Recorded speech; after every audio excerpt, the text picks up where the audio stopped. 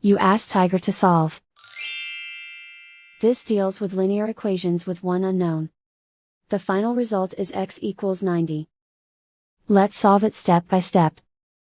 Group all constants on the right side of the equation. Add 4 to both sides. Simplify the arithmetic.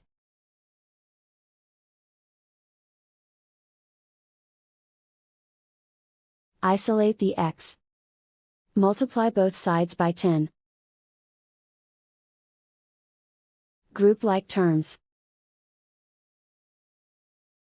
Multiply the coefficients. Simplify the fraction. Simplify the arithmetic. And so the final result is x equals 90.